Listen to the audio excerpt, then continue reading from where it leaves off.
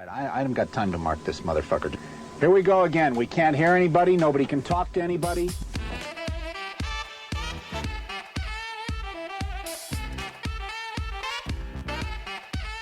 You guessed it, Pressure Points with your two favorite hosts. I'm D, and this is Feasting AJ. We're coming at you with Season 8, Episode 7, Stories from Topaz. We're talking about how a small town profited from slavery, and it's not what you think. Find us on Instagram and Patreon at pointsopressure.com. Let's get to it.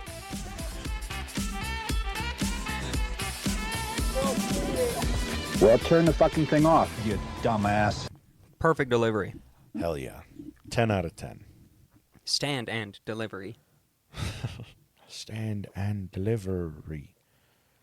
Sorry, I had to say something so that I could have a second to get a drink because I was just Burn time. just filling my face during the intro. Right. It's like, I got to get this food done. So now I'm going to have the, after I eat, it feels real congested and coffee. I'm sure everybody gets that. Yeah. I'm sure there's nothing wrong with me. Totally normal. Yeah. So, how's your week been? It was okay. It was all right. Yeah? Yeah, it was all right. Just a lot of work. Go to dinner in any fancy places or nah? Oh, yeah, I was talking about the week. The weekend, though, Oh, man. okay. Yeah, it was really fucking good. We went to a really fucking fancy Italian place in, like, Midway, Utah. It's like the most fancy little fucking town. Oh, yeah. When I think Central Utah, I think good Italian food. Bro, this place was like, I shit you not, like the fanciest little town I've been. Hell yeah. Like, it's like you took Park City and made it like... Cowboy? No. Oh, really? No, it's no like yee-yee? fancy. No. It's like rich little hipster families and shit. Ah, okay. Yeah, out in the middle of fucking nowhere. But I suppose that's what they were going for. But yeah, it was fucking good. And then while we were driving out there, I was worried we were going to run into snow just because that's what the weather has been the last like 3 days. We lucked out though. We didn't get hit by any snow on the drive out there through the canyon. And we drove past this little sign that was like fresh milk, fresh cheese, and curds. First left after the roundabout, which we were like, oh, we're going through the roundabout. Yeah, let's fucking do it. And so we drive past, see this little spot, and we're like, oh, we have like 20 minutes until our reservation. So we go in, and on the front door, it's like grand opening, February 15th, 10 a.m. So we got there 3 hours after their grand opening. Dang. And they had like a little sampler area where you could go try some cheeses and shit. Hell yeah. And then they had all these different like cheese curds and different cheeses. We didn't get any right then. We were like, we'll come back on our way out of town. We'll stop after dinner. So we went and had dinner, came back and got like, I got like a cinnamon sugar cheese. Fuck yeah. And it's so fucking good. That sounds so good. I was telling Abby, I was like, this would be perfect as like to do as a grilled cheese sandwich, but you use French toast. Yeah, dessert. Yeah, and she was breakfasty. like, oh my God, that does sound really good. I got like a bacon jalapeno cheese and some fucking tomato basil cheese curds. Yeah, we went hard, and then we got some artisan pickles, which were really good too. Fuck yeah. So yeah, we were like, we'll just fucking treat ourselves for the weekend. Dude, So we haven't gone out and done anything like too crazy for a while. that's so. the dream. To like own a plot of land somewhere. Make your own cheeses. Dude, Make so- your own baked goods and shit. God, I would do that in a minute. We were bummed because we were walking out and we turned to our right, and right next to the door, like you wouldn't see it because you would like open the door and you wouldn't see it, but they have like a bunch of fresh baked bread, and we were like, damn, we should have gotten some. But at their counter, they had a little sign that said, it was like, oh, grilled cheese. And then it was like, choose your bread. And they had like a bunch of breads listed. And then it was choose your cheese. And it's basically all of Their the stock. cheeses that Hell were yeah. in the in the fridges, and I was like, holy shit, dude. Like, some of those would be so fucking good. Dude, if I could just wake up whenever I wanted to and just make a bunch of batches of cheese and bake some bread and fuck. That sounds so nice. They do Sell some fresh eggs. They do. Apparently, they're planning on doing like cheese making classes and shit. Hell I was yeah. like, that's cool. Like, But we have Gavin. yeah, Gavin exactly. Weber. Yeah. Yeah. I'm like, it would be fun to do if they didn't do them at like 9 a.m. And I'm gonna have to leave here at like 7. Yeah, that's fair. But yeah, I've it was got- really yeah. fun. It was really chill. How was your day yesterday or your week? Week wasn't bad. I got called into work last night. Someone was sick, and then like literally everyone was either out of town or busy, and so I was like, that sucks. Yeah. But we spent the day yesterday driving through the desert. Got a bucket list item knocked off my list. What one? I wanted to go to the Topaz concentration camp site. Oh yeah. Okay. So we were able to go there. Very inspiring. The museum in Delta about Topaz is awesome. It's exactly what it needs to be. It's nice, it's clean, it's modern, Oh yeah. and literally everything is about anti-war Oh, and good. how these people were protected by the Constitution, but Yeah. nobody stood up for them. Jesus. Are you going to let this happen again? Hey, Kind of that's thing. good. I mean, I'm glad that it was. It was awesome, and it showcased that. the arts that the art that was created within the camp, and Yeah. they had barracks, original barracks, in there. How they were, clothes, and just a ton of families donated stuff Dope. for them. So it's like journals, and furniture, and even to the shipping crates where they would ship their stuff out, and all this stuff. Dope. Oh yeah. Awesome. Beautiful. And going to the site itself was awesome. I mean, there wasn't really much left. It's just dirt road and crumbling foundations in the desert. But they have signs up, Yeah. so you Just can kind of your see where things you kinda are. were. Beautiful. Can't fly a drone over it because it's a historical monument. That makes sense. That's very. But there's nice. private property right across the street, so I just trespassed Oh. and flew the drone there. So I could, and because my drone has a zoom, so I just flew it really far away and then I zoomed in. Loophole. Yeah. There you go. But no, it was Jesus. awesome. We drove through the desert. We saw a bald eagle, a turkey vulture, and about Nice. 9 red-tailed hawks. Hey, hell yeah. Not bad. That is great. I just love that area. I didn't know this when I was mapping the route out. But we were able to drive through Eureka. And I just love that area. That like old mining town stuff. Yeah. Town slowly sinking into the tunnels that they dug underneath it. Jesus I Christ. swear it gets a foot lower every time I drive through that town. God damn. But no, it was good. Back to lunch. Took it easy. Yeah. Not bad. Yeah, and then, inspiration for this story. Yeah, today's episode. For today's yeah. episode. Take it Spoiler away. alert. No, I also want to say, Liza, if you're listening to this, fuck you. Yeah. I Fuck hate you. Liza. Me. I don't like you either. And your friend whose name starts with an E also sucks. Yeah. Eliza. Fuck you Eliza, too. yeah. But your brain rot t-shirts are cool. All right. I suppose we can get back into it. Yeah. Take it away, all you, homie. So this is a World War II episode. Fuck you. We're back. I've been holding off. Yeah, you have this been. season, I've been so impressed. I've been edging you guys. Yeah, they're the ones that are being edged. yeah. So February 19th, 1942, Executive Order 9066 was signed by Franklin Delano Roosevelt. American hero FDR, right? Yeah. Oh, yeah, absolutely. Great. Totally great guy. Yeah. Everything. The he New did, Deal. So good. Yeah. Hey, formation of the National Park Service. Civilian Conservation Corps, getting people jobs during the Great Depression. Yeah. Getting white people jobs during the Great Depression. Yeah. So Pearl Harbor, as everybody remembers the date, was December 7th, 1941. I just threw that in there just because I know you guys already know the date, but, Yeah, just in case. I mean, it has been a minute since we've all talked about Pearl Harbor, World War II. So maybe a little refresher course could be good. Yeah.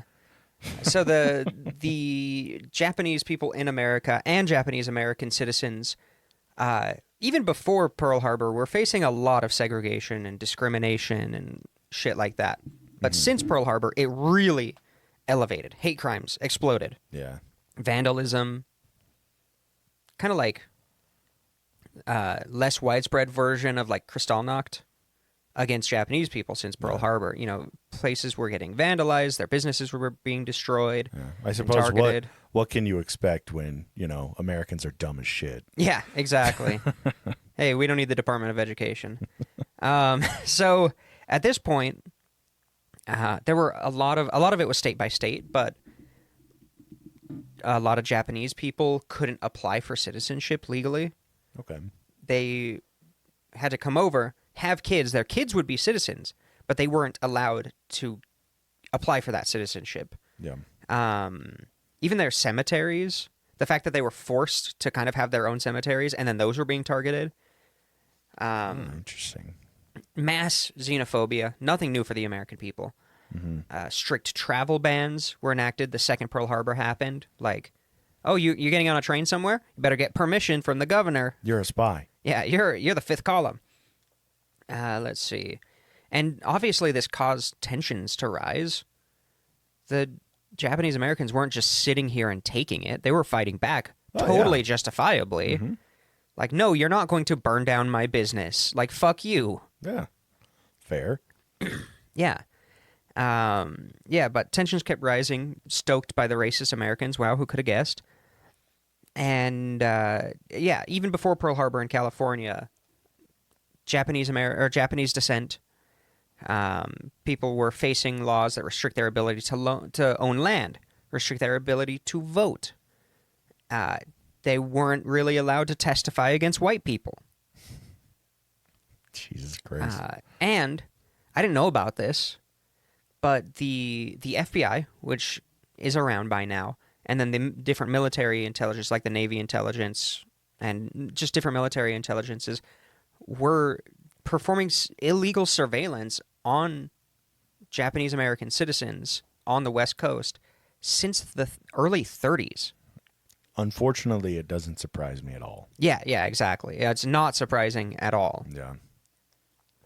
Dr. Seuss, famous children's book author, made some really racist anti-Japanese, political cartoons. Like, man, holy shit. He was the fucking anti-Semitic Walt Disney of children's books. Yeah. Let's see. And then FDR, known racist, he happened to write an article in the 1920s for a newspaper or magazine or something that opposed Japanese and American marriages because it fostered this is a direct quote, the mingling of Asiatic blood with European or American blood, end quote. Jesus. Yeah, and he spent the rest of the article praising California's ban on land ownership by first-generation Japanese people. So you're a Japanese immigrant. You've entered the country legally. You want to buy a house, settle down, start a farm, start a shop. You would think. Can't do that in California. Nope. No, fuck you. And after Pearl Harbor, he refused to publicly defend the rights of fellow American citizens within our Constitution, protected by our Constitution, despite many of his advisors within the government saying, hey, you should come out and say, like, these are American citizens, don't vandalize them, like, don't be a cock. Just because they're of Japanese descent doesn't mean that they're, under the emperor and gonna fight America. He was like, no, I'm not gonna say anything. Dude, California has, like, such a wild fucking history. You would think, like, yeah, it's California, but they had, so after all of that, after, like, all of these concentration camps that we talk about and everything, after their hatred of, like, any Asian person, it shifted to Mexican people, which, I mean, obviously, now we look at it and we go, well, yeah, no shit. But same kind of concept.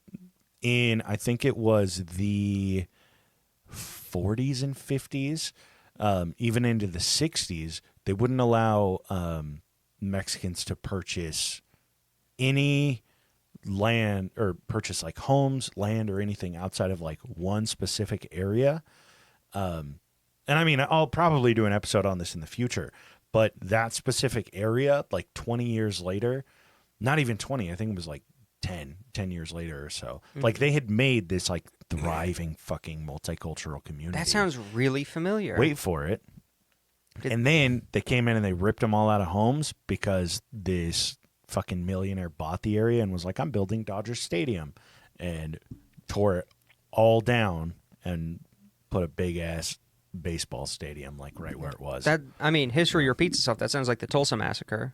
Yeah. You know, where African Americans weren't allowed to purchase property except for on one block. Yeah. And then they made a thriving and very successful community, and then it got firebombed by the police. They go, wait a minute. Hold on. You're not supposed to be happy. Yeah, we sent you here to die, not thrive. This is supposed to be a bad part of town. We're instilling a sense of community through adversity? What? God, dude. Who would have thought? Crazy. Let's see. So, yeah, FDR had plenty of opportunities to help slow down this racism against, American citizens, loyal American citizens. Yeah, but he was preoccupied. He didn't want anyone to know he was in a wheelchair. That's Truman. FDR wasn't in a wheelchair. I don't fucking know. I don't really know. No, you're good. And his own Attorney General of the United States said, concentration camps are bad. We should not be doing this. Yeah, they go, hey, you know what is, the world war that's going on overseas? They're using concentration camps. It's not a good look. Not a good look to approach these. Yeah. And now I'm going to pause and give you some interesting things that I learned about. I've always known the Topaz camp as the Topaz internment camp. Uh-huh. I've always heard this discussed as Japanese internment. Yeah. That's how they did it. No, it's just a PR thing, isn't it? Yeah. But basically, Wikipedia is awesome. They've now replaced all verbiage related to this as concentration camps. Concentration. Good. Because a bunch of professors and shit came out and were like, hold on, internment means they were guilty of something or suspected of being guilty of something. Yeah. We knew that they were not guilty of anything, and that was proven in a Supreme Court decision that Jimmy Carter pushed for. I see. R.I.P. Jimmy. RIP. I'm glad you're not alive right now, actually. Yeah, oof. But, so, yeah, if you're going to talk about this, it's a concentration camp. It matches every definition of it. And I just thought that was really interesting that's now the kind of unanimous verbiage. It's like, fuck the propaganda. This is what it is. Yeah. These were concentration camps.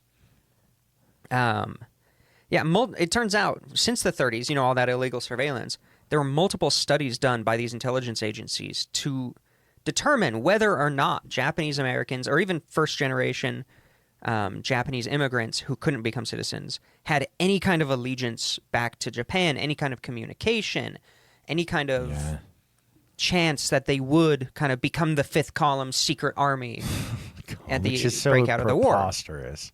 Yeah.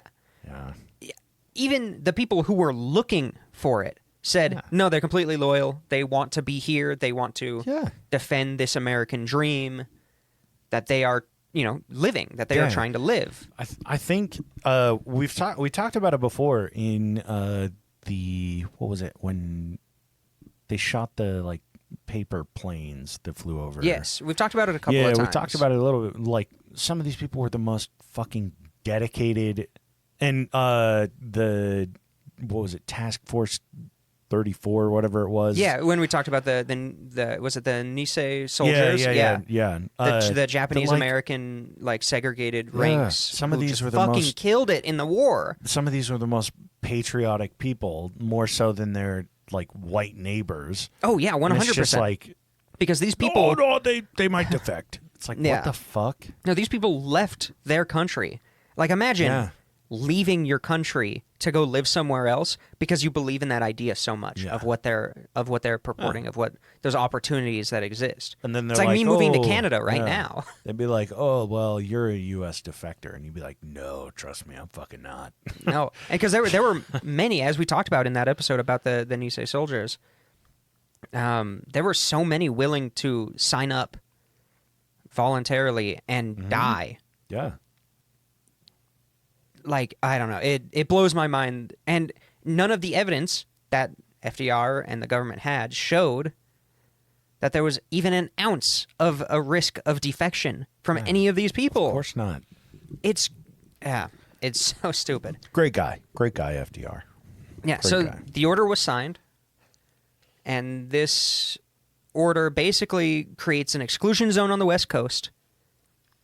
It was very specifically written broadly. It didn't mention Japanese people or people of Japanese descent. Mm-hmm. It just said, basically anybody who we think might be an enemy, who might be at risk of being an enemy. Jesus Christ.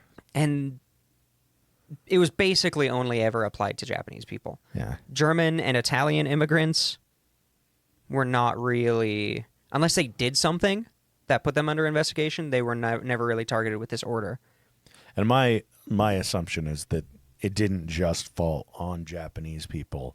It was the U.S. going, yeah, anyone that's like Asian, just pull the trigger on it. Surprisingly, Were they pretty specific? they were extremely specific. Really? Yeah. Huh. It blew my mind. I was like, I mean, I guess it I'm would make surprised an sense. American National Guardsman in the 40s would know the difference between a Chinese person and a Japanese person. I suppose it could make sense because then you'd have an even bigger problem on your hands if, and I know that this is not a great take, but because of what Japan was doing to China. Yeah, the Sino-Japanese War. And Yeah, if you pull some big race card and you go, oh, yeah, fuck it, just put all Asians in a concentration camp, it's like, I there could might see some be, tensions. Yeah, I could see there being like now you're further thinking tensions, like a yeah. 1940s congressman.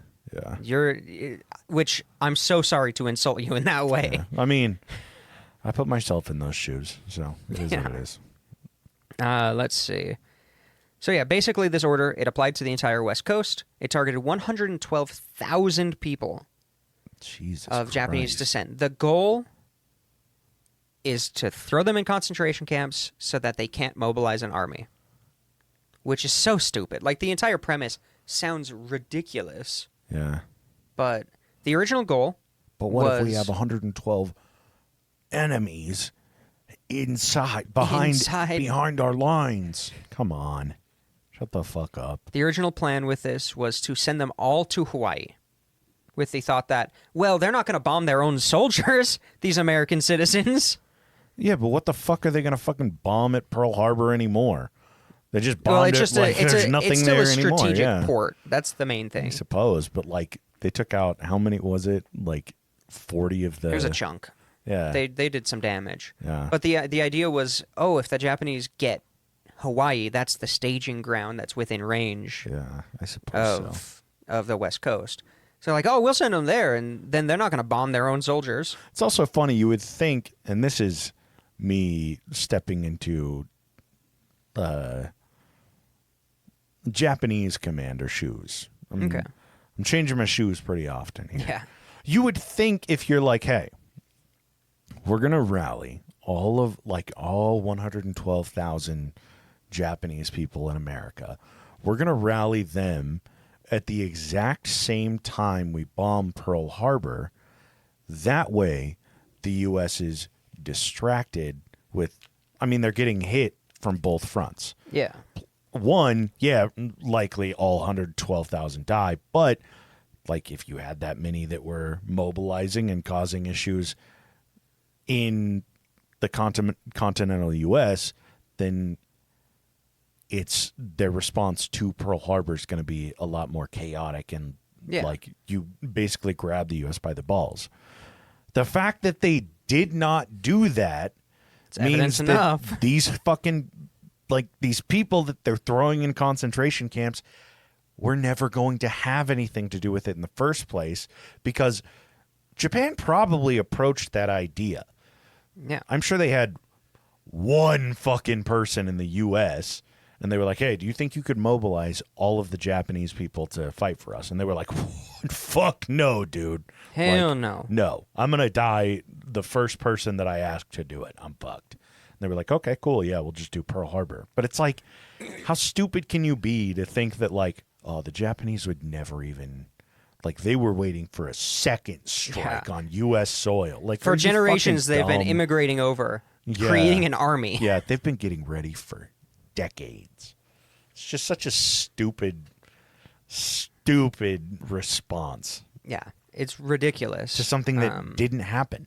Yeah, it's a gross human rights violation, no matter where you are.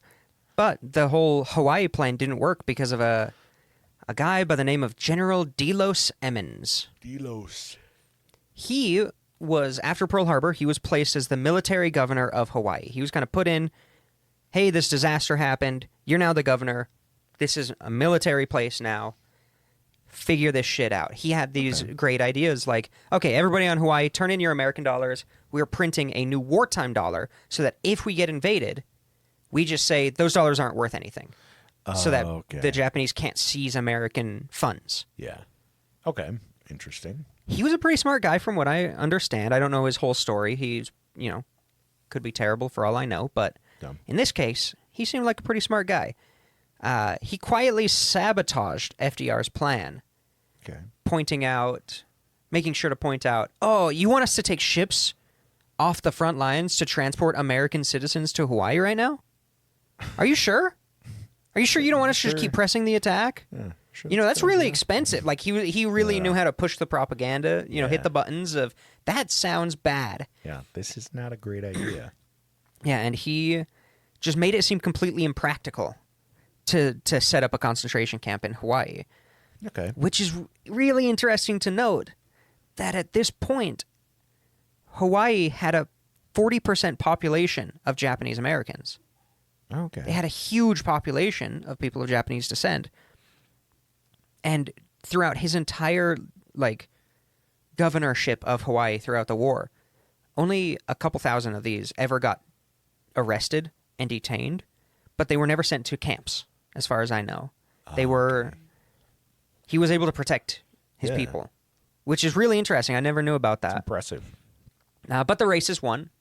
Yeah. And they created 10 relocation camps, is what they called them, 10 concentration camps in the U.S. with the goal of housing these 112,000 people.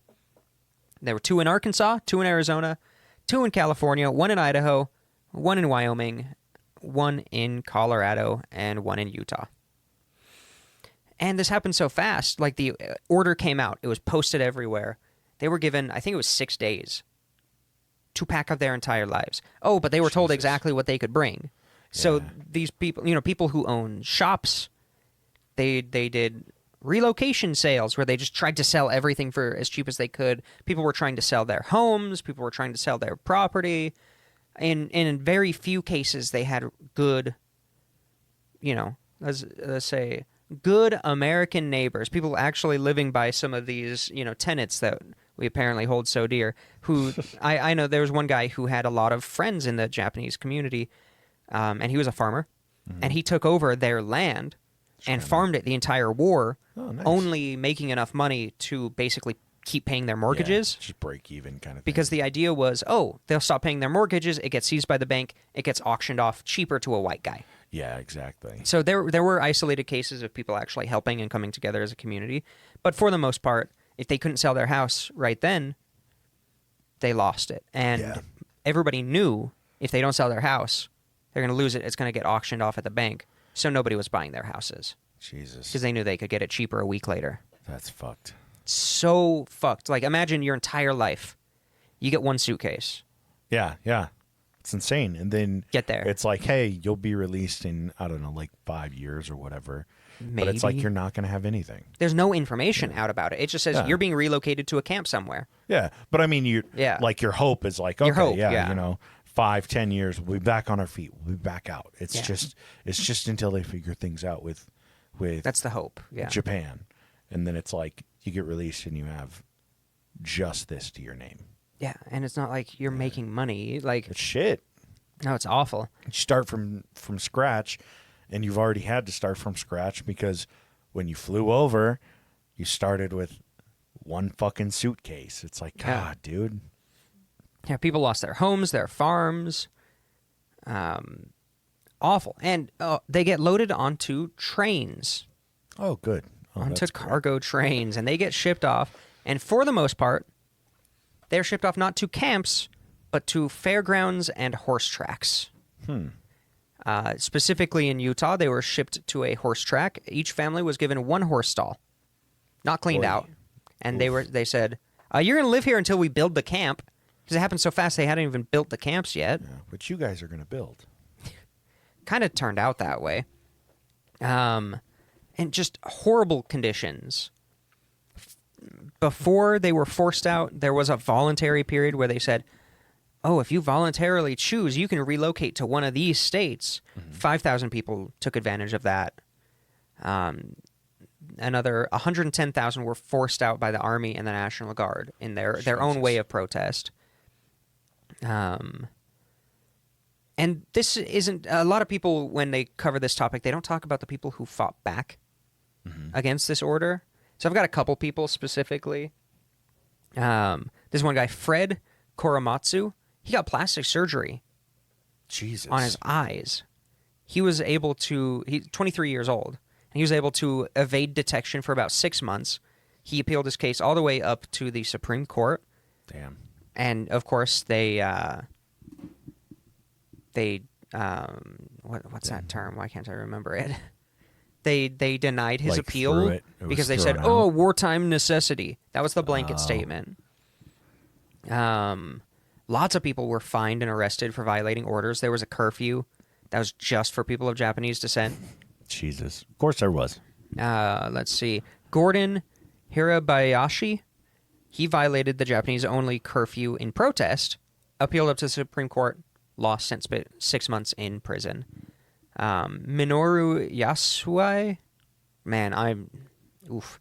You do this to yourself every time. Every time. He was the first Japanese-American attorney who passed the Oregon bar. He's a smart guy. He was like, okay, I understand the law. So he turns himself into the police at about 11 p.m. at night, obviously, violating the curfew. And they went, whoa, you're after curfew, kid. And they went, Break his kneecaps. you owe us $5,000 fine Wow. because you're obviously not a U.S. citizen.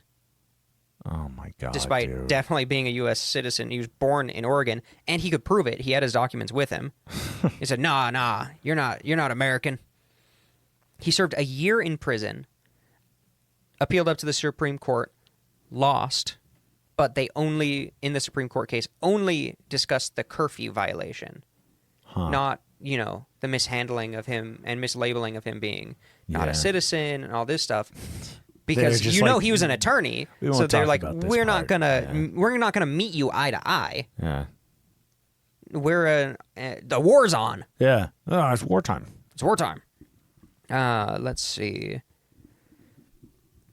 And yeah, there are tons of people who are the actual American heroes that are just completely lost for time because they were just abused by the justice system. Doesn't surprise me. So yeah, the Topaz concentration camp in Utah was not ready yet. So thousands of families were just stuck to these horse stalls, and it was dirty, it was nasty, there was shit everywhere. Yeah. They didn't have enough toilets, they didn't have any showers, they had a couple sinks to share. And these are pregnant women, babies, children, old people, young people, everyone. It's It not didn't like matter. the horse stalls fully closed to the outside. These are stalls for horses. They're kept pretty much outdoors.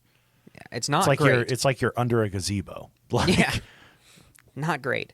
So 9/11, 1942, Topaz opened. The camp officially opened, and they started trucking people off.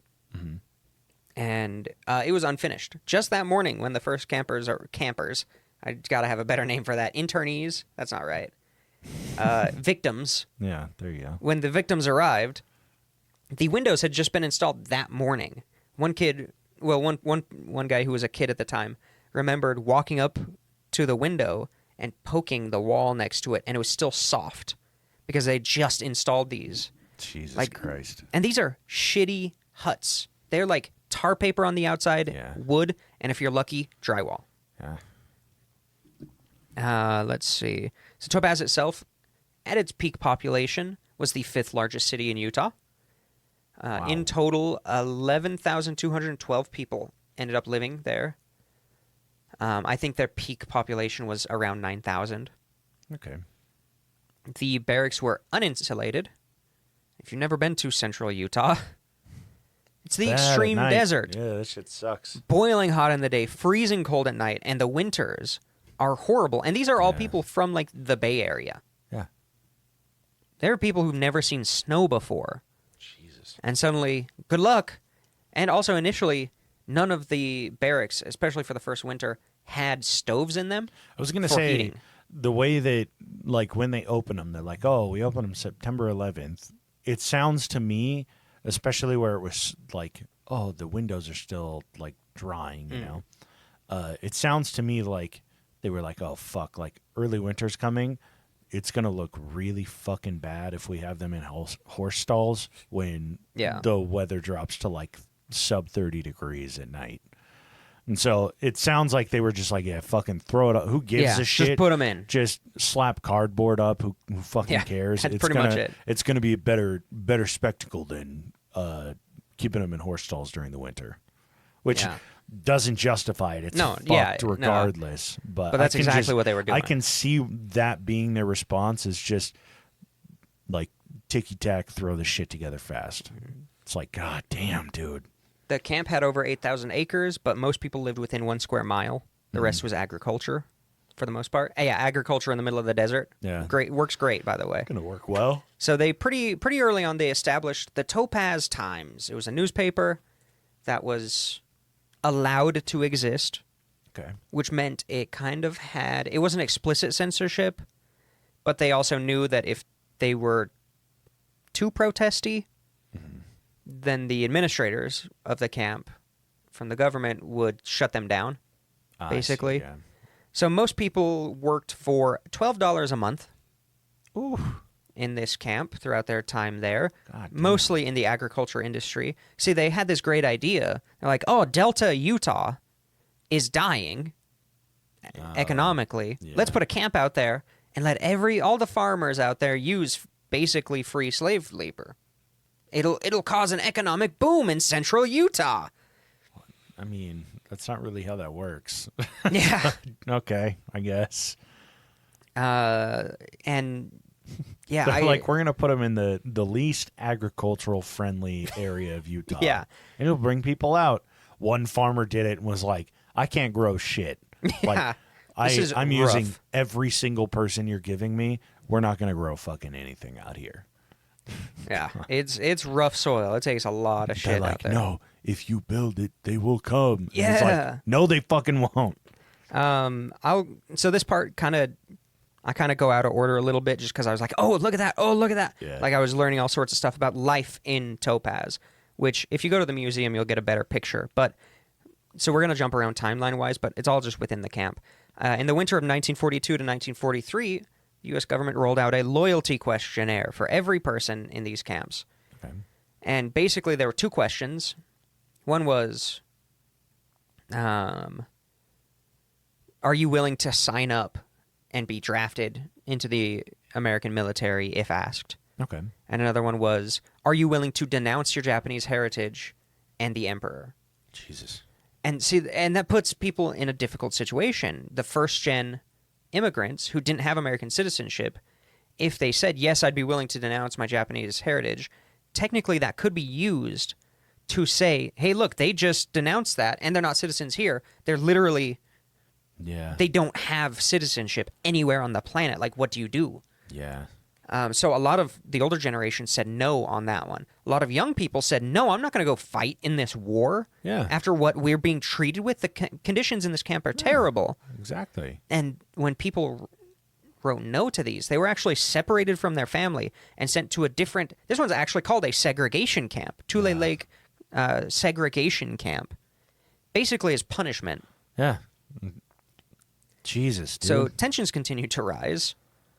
Especially as they started separating people from their families. Oh, yeah. James Wakasa, that sounds right. He was a prisoner in Topaz he was 63 years old, a little hard of hearing, but he was able to have his pet dog.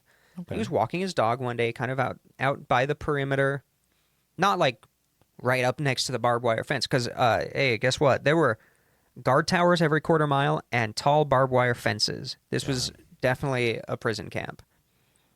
So he was walking his dog, and one of the guards shoots him, kills him.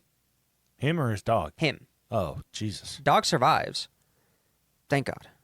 But What the just fuck? it seemed like out of nowhere, he just gets shot in the back. He was What just the walking fuck? his dog. Horrible Jesus. event. So that plus the loyalty questionnaires, people in the camp had enough. They threw a huge memorial, a huge funeral. They built a memorial for him. And then they went on strike and they said, we're not doing any more work until you stop all this security. Like, this is bullshit. It's true. And they didn't know. They weren't told at the time, but the guy who shot that guy was just transferred to another camp. Oh. Yeah, figures. But they basically, the administration was like, okay. We're not going to let any of the guards be soldiers who have served in the Pacific. Because that was the case in this. Yeah. He had served in the Pacific. Was obviously fucked up from all that shit that we've for talked real. about. And, you know, they were kind of able to use that as a bargaining chip to kind of get slightly better conditions. Not really. Yeah. But at some point, at some point, Sears Roebuck was like, okay, we'll sell to these people. Yeah. There were a lot of companies, like catalog companies, who were like, no, we're not going to. They're American enemies. Sears was like, nah, whatever.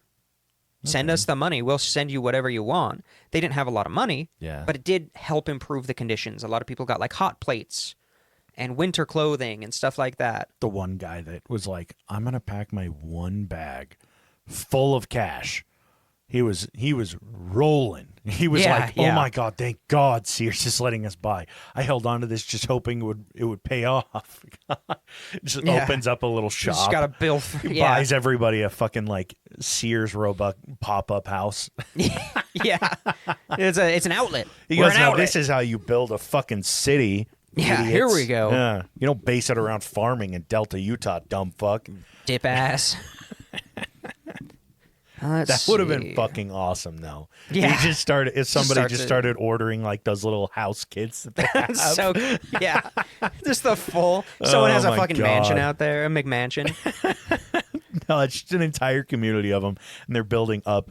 They like build little bridges, like favelas. Yeah, little bridges over the fucking barbed wire. They're like, can't stop us, bitch. I got a Sears Roebuck bridge, unfolding bridge. It's like those pop out tents. They just throw it out and go. Pew. Yeah. Oh my God. They also had to deal with sandstorms. I love sandstorms. I wouldn't want to live in one of these places. I've driven through a sandstorm. Yeah. I've slept in a sandstorm while camping. Fuck that. Holy shit. I would never want to live through one of these, especially in these buildings. Yeah, because I was just about to say, in a house made of sticks. Yeah, and it's hot. There's no AC. You're in the middle of the desert, but you can't open the windows to get fresh air. Yeah. You don't have fans. So you're just boiling and you can't leave, and sand is still coming in. Yeah. No matter what you do. It's not like it's sealed but up. you can't like open a window to get some fresh air. You can't go walk to go take a shit because you'll just be covered with it. One sandstorm in the summer, I think it was in the summer of 1944, caused structural damage to 75 buildings It in doesn't this camp. surprise me. I mean, these buildings are made by... They're matchsticks. They're like the dumbest... They're the guys that they were like, we can't put on the front lines because they're still too dumb for that. Mm-hmm. Make them build shitty homes for... Like, make them build I don't even know how many homes. Like, 10,000 homes in 2 months. Yeah, These guys are like, just the biggest idiots that are putting these houses together. So to give some perspective on that, Topaz had 42 blocks. Damn. 34 of those blocks were residential. That's crazy. And each block held 300 people. Jesus. So each barrack held 5 people. Yeah. And they, just single cots. Bam, bam, bam. That's all you had. Yeah. And if you later, after the first winter, up a stove. Yeah, yeah. The way they divvied up the coal for the stoves is they would dump it at the end of the block and hope everybody took their fair share. Great. That didn't happen a lot. No.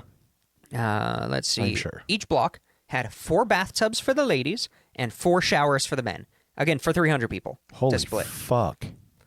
Let's see. There was no furniture provided, so everybody had to find scrap wood, reuse shit. Some people had, like, they were able to ship some possessions in, like, wooden boxes, so they'd break those down and use that as supplies to make a shelf or something. They probably do the same thing with, like, their Sears. Eventually, they were able to to kind of get some stuff from Stockpile a Sears, little but bit from there. for the most part, they had to steal scrap wood. Still shitty, though, regardless. Oh, yeah. The water from the wells out there were so alkaline that it was almost undrinkable. That's a direct quote from somebody in the camp. Oh, I bet it tasted fucking horrible. I bet it was, like, milky. Yeah. Because I like, the soil out there, when it mixes with water, is so milky almost. Ooh. Fuck that. They had schools, recreation halls. They had a 28-bed hospital, a couple churches, and a community garden. And the whole idea was that these camps needed to be self-sufficient. And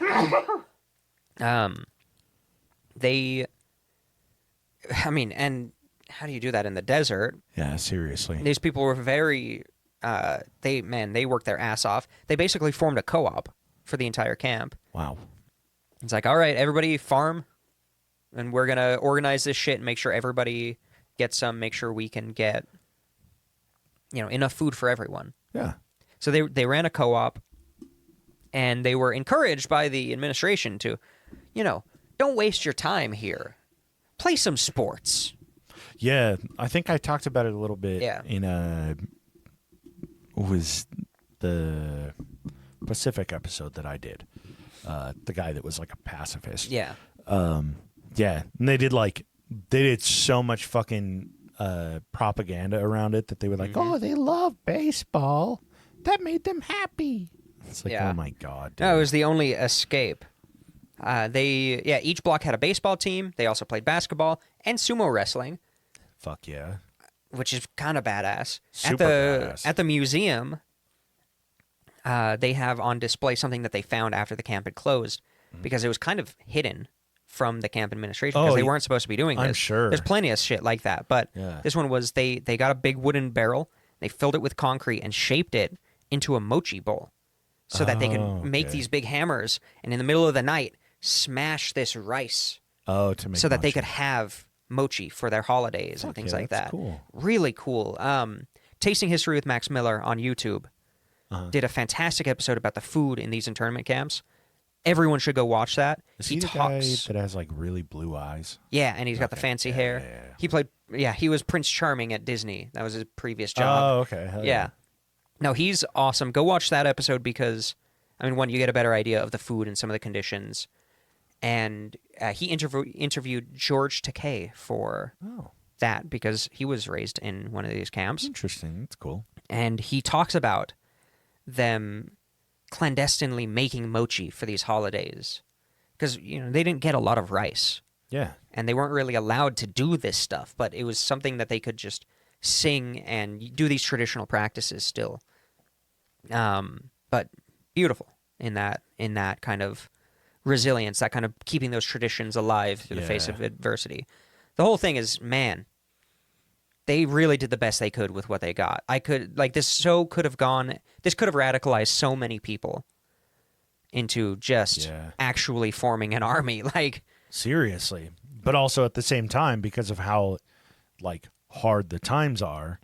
Yeah, it brought people together. They formed. Good luck radicalizing. Like we kind of talked about it before. Fucking energy, The formation of community through adversity is really what sticks out here. They built a library, and they were allowed to have Japanese and English books there. Damn. One of the people here was like a pretty well-known artist. I can't pronounce their name, so I didn't write it down. But they started an art school, and they started teaching people how to paint, and they would do traditional Japanese style. That's cool. But also just any other style. They didn't care. They were just like, yeah, let's do this. I like that. That's awesome. A lot of the art is in the Topaz Museum. Yeah? Holy shit. That was the part that just floored me. Some of the art that they had charcoal drawings that were just haunting and beautiful. They had traditional painting, jewelry from seashells. You know how Utah has seashells everywhere? Yeah. They would get the seashells and make these intricate, beautiful pieces of jewelry like raspberries and flowers and shit like that, and it's all made out of shells. Damn. Traditional painting, traditional art styles, poetry. Some of the poetry is fucking awesome. Oh, I bet. And instruments. They handmade traditional instruments. Nice. Good. It's crazy and beautiful in that way. At this point, about 500 people were given work releases to leave the camp. Mm-hmm. So it didn't really do anything to the economy because there's only 500 people. But 90 miles west of this camp, of Topaz, was an old Civilian Conservation Corps camp called Antelope Springs. And they were allowed to go there as a recreation area because it was even deeper out in the desert. And this is interesting because that area, there's Topaz Mountain out there, there's Fossil Mountain out there. Amazing place to go find rocks if you like rocks. But on one trip, this guy, Akio Uehara and Yoshio Nishimoto, found a rare iron ore that they were allowed to excavate. It ended up being 528 kilograms or 1,164 pounds of this rare iron ore that was given to the Smithsonian because it was a meteorite.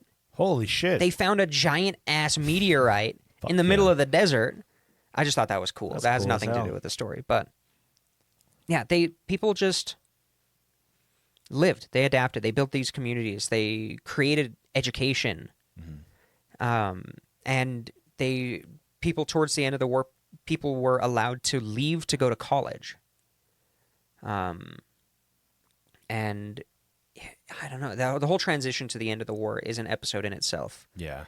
But people who still had homes were the first people to leave in general. And there was so much boredom for a lot of people that they would just, even if they didn't know them, they'd go and see them off and say, hey, see ya, good luck. Yeah. There's nothing else to do. There's nothing else to do, really. The elderly people were like, what am I supposed to do? Yeah. Like, I'm 60, I'm 70. Yeah, like, how do you recover I don't from have a that, house now. Yeah. Like, what do I do? So they were the last people to leave. You don't have a house. You don't have any money. You barely have any Can clothes. you even work? Like, yeah. You can't even afford, like, an apartment. Yeah. And, yeah, most people didn't have homes to go back to. So some people use the money that they'd been kind of stacking up there, not much, as down payments or to start, like, oh, I'm going to rent this place out for a week and try to get a job. And if I don't, I guess I'm homeless. Yeah, Jesus. And again, families. These are just families. So the camp slowly trickled out, slowly emptied out. And as they emptied out more and more, the newspapers within the camp just kept reporting, oh, yeah, people are still racist. Discrimination is still happening. Yeah. Horrible racism is happening. You can't go eat at this place. Can't go eat at that place. Jesus. Good luck renting from this guy. And at this point, I have interviews and stories from Topaz Camp. But this is... We're coming on an hour. Okay. So I'm going to save those. Yeah. They're going to come out on the Patreon eventually. I'll let you guys know. Probably next month. They're awesome. I am going to give you just a little bit, a tease. Not of the stories as much, but there's one guy, Dave Tatsuno. He has film. He's the second person to have a home video in the National Archives of the Library of Congress. Okay. The first one is the Zapruder film, the JFK assassination. Yeah. He had a camera smuggled into Topaz Oh, shit. and filmed Hell in yeah. color. That's It's crazy. the only footage that isn't propaganda from inside these camps. Man. And he has some amazing information, outlook. He talks a lot about everybody smiling in these because what else happens when you have a camera shoved in your face? Yeah. But he has some amazing... I saw some of his footage at the museum. There you can find it on YouTube. There's Dave Tatsuno home footage or anything like that. I'm sure you can find it. There are two versions. One is the full color, full run. It's 48 minutes long. It's all just... It's mostly, he wasn't a filmmaker. He was a hobbyist. So a lot of it's of his family, of his friends, Yeah, like just little memories and just shit. little stuff. And then the second version is 80 minutes long. It's black and white, but it has his commentary. Oh, okay. Cool. So he kind of talks about what was happening and when he was filming and all this stuff. They're both worth watching. I saw kind of excerpts from both. Holy shit. Because I can't, and I don't think I've done it justice, the horrible conditions within this camp. Yeah. They had a hospital. They didn't have supplies for said hospital.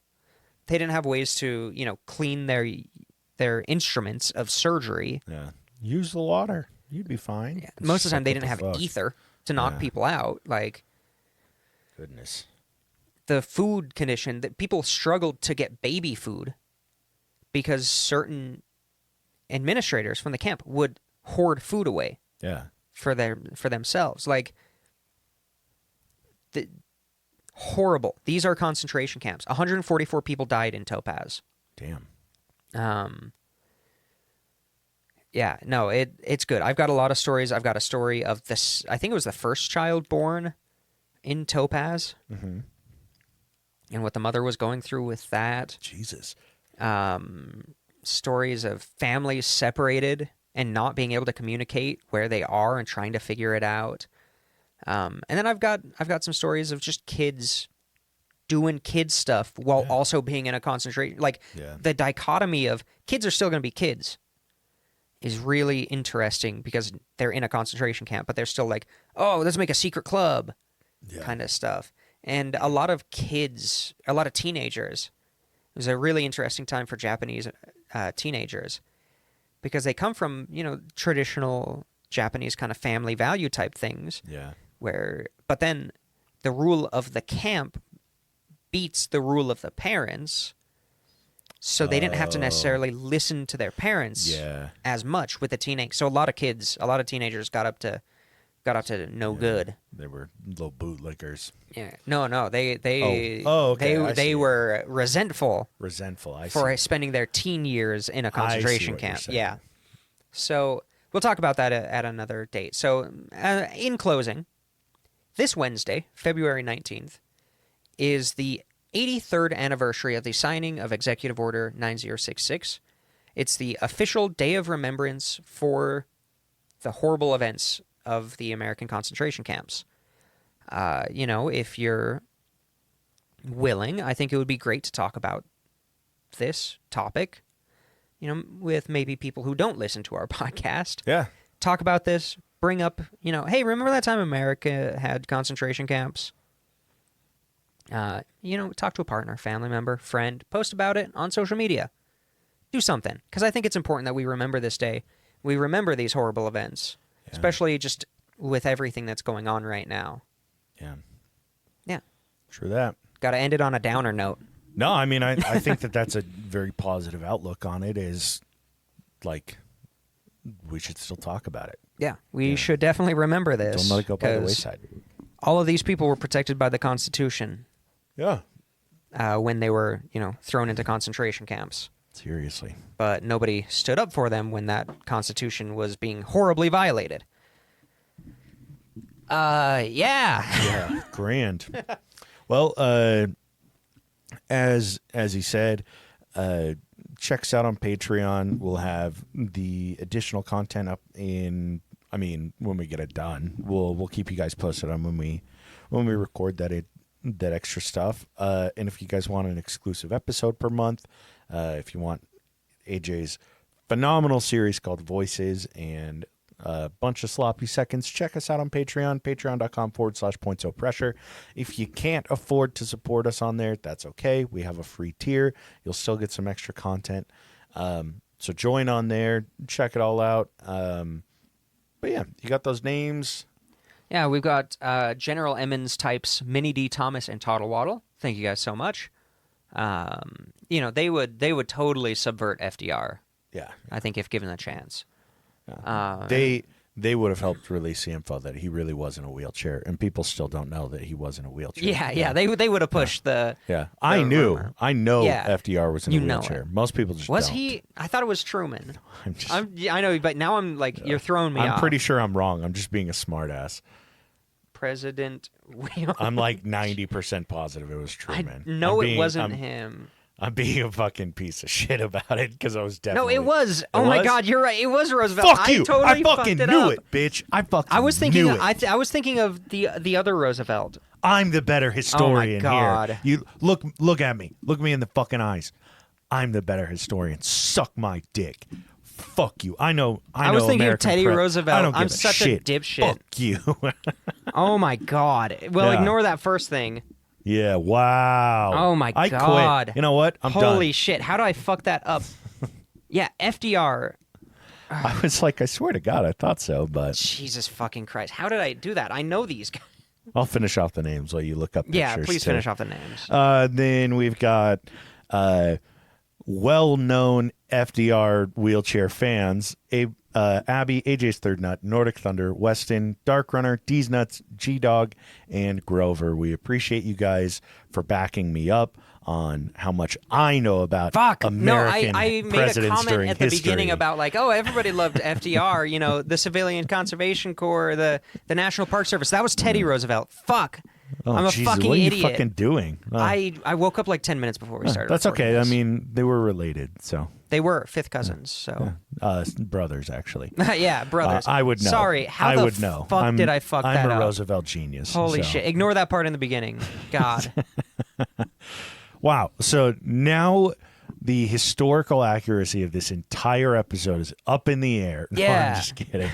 But yeah, if you guys ever have any recommendations for movies, TV shows, documentaries about presidents of the United States, specifically during World War II, by all means, reach out to us on Instagram at Points O Pressure. Feel free to send us an email at ppdnaj@gmail.com or go to our website, pointsopressure.com. Go to the Contact Us page and you can send us a voicemail or an email, and we will catch you guys next Monday.